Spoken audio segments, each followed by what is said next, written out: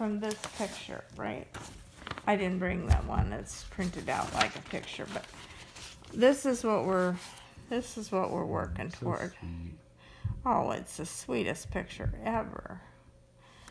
It's gonna be kind of impressionist. Well, but when you step back, it's not. It's when you're up close, then yes. But the further back you get, it's kind of like pixels. You know, like if you zoom in too close with Photoshop on a picture, you can see every pixel.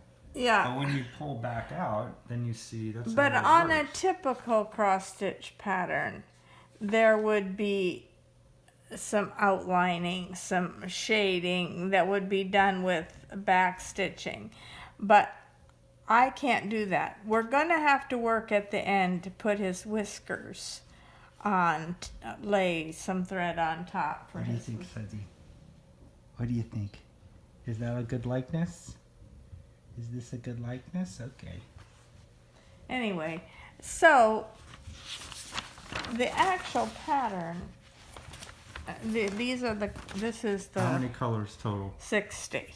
Mhm. This is the. And you got all 60 of them on a ring. I've got all 60 of them on 3 rings Okay.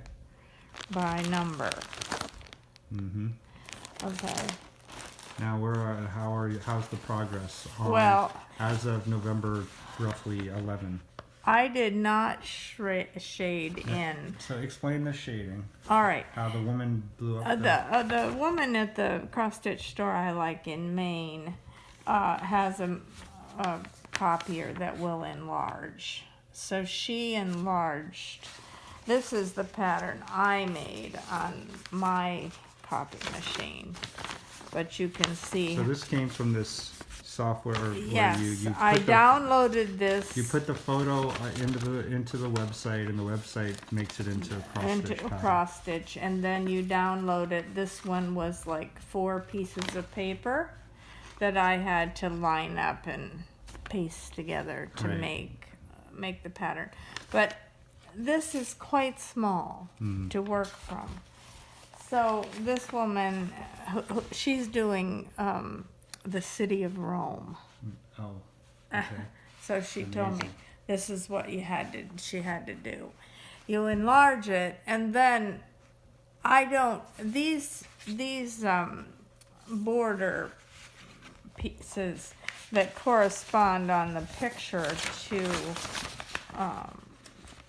the wall where you took the picture, the shading in the wall. Right. Those are easy. This is the easy part.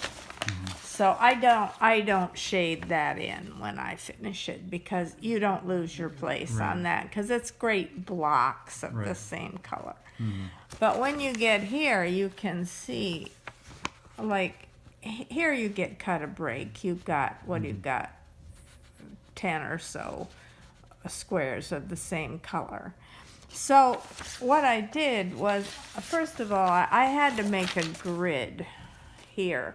Every one of these little lines are 10 stitches, and they correspond to the blocks on here.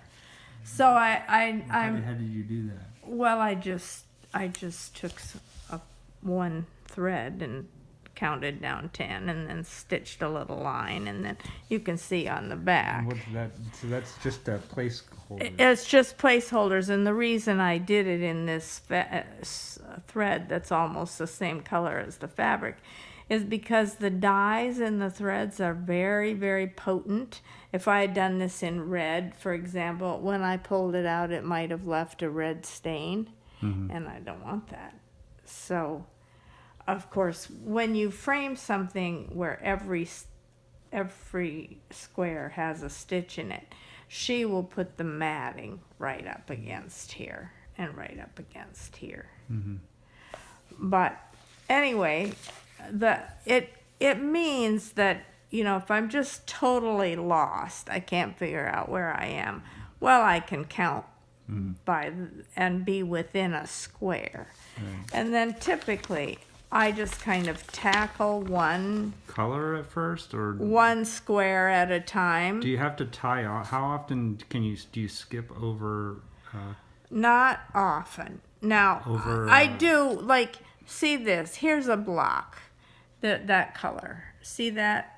See how many of those, and then there's one over here. Right. And there's just, but they're skipping like one, like yeah, I would not. here. I would not tie off for that. you That's skip not, that one and continue over. because remember, that's not very far when your squares are 14 to the inch, Right. which is what these are.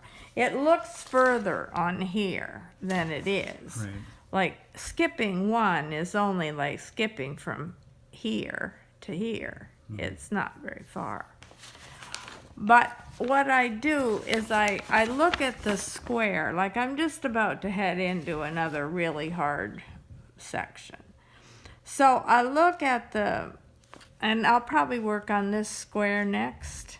So I'll look at that and I'll say, well, the color that's there the most is this one, right? With the... Looks like a pause button. Yeah, or a With the two vertical. quotation mark or Right. something. All right, so I'll look at that and I'll say, okay, well, there's kind of an isolated one up there. I won't do that one now. But I'll start maybe right here. And I'll do like these two. And then I can go down and catch these two. I'll do the first half of this one and this one and this one and this one. Then I'll back half, back half, back half, back half. That brings me back to here, right? Then I'll do this stitch next. Then I'll do these. All right, by doing that, I kind of have a marker on here now within the square. So I can say, okay, so if the next thing I want to do, say, here's kind of an isolated one over here. Maybe the next one that I've got the most of is this one. So I'll kind of go here, here, here, back here, here, up here, and here. So how long is this going to take? This could take me most of a day. Ooh. Okay. It's a lot of work. So one square a day. Well, it depends. Well, and how many hours are we talking? For one square that is an average square. Well, I don't know. You can see a square here has, what is it, 10 by 10? It's 100 stitches. Like if on the really easy parts. The easy squares that are single color. We're talking 100. Maybe an hour here. An hour. And for one that's sort of For one that's just really bizarre, like this, I'm sure it what are we talking? Give me an estimate. I want to hear the number. Well, I guess 6 hours? Maybe. So it ranges between 1 and 6 hours for a 10 by 10 block of 100 stitches. Now, how many stitches are we talking here? We've got 1, 2, 3. Sorry, 1, 2, 3. Sorry, I can't see. 1, 10, 2. 20, 30, 40, 50, 60, 70, 80, 90, 100 that way. And 10, 20, 30, 40, 50, 60, 70, 80, 90, 100, 10, 20. 100 by 120. 100 by 120. I'm going to have to get my calculator, but that sounds Well, to no, me 120 times 100 is 12,000. 12,000. 12,000 stitches. X's. And the way you do cross stitch ideally. I mean, sometimes. Is this a task you would ever take on again? Oh, sure.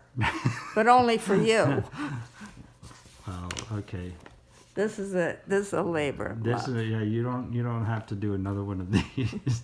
There's no like penance for like you're not in trouble for anything. But I do think I'm gonna try to do No and Little Cat. Okay, but maybe then a I'll bit be done smaller. with cats. Maybe you can do a pair of smaller ones, like something that can be framed as a pair and not as big individually. Oh no, actually, big is easier. Well, not so many stitches. Is all I'm saying. You 12,000. Like just maybe you can do just 6, their 000, heads. 6,000 each. But that wouldn't be fair. Yes, it would, because you don't want to have two huge things to No, set no, on the this wall. isn't going to be that huge. When you're all done with this, I figured it out Still once. pretty. Well, no, it's fine. I mean, I'm happy with the size. At 14 per inch. I mean, look. Let's take a look. Is it life size, roughly? No. No, actually, it's a little larger than life. No. Because remember. Well, I'm looking at his ear, and I'm comparing it to his more ear. than his ear. Look. Oh, I see. Here's where his head starts to go across, right here. Okay, what do you think, buddy? Are you impressed? So good. Good boy. Sargeant William has a very good likeness. Okay. Okay, Mom, let's wrap up this video. Oh, I thought we were done. How many months is this going to take? Well, Are we working in years? To get this for next Christmas. All right. If I come to visit you and sit by your fireside for a long time with no worries, except I can only sit for so many hours a day. Okay, signing off. Say goodbye, Sargeant William.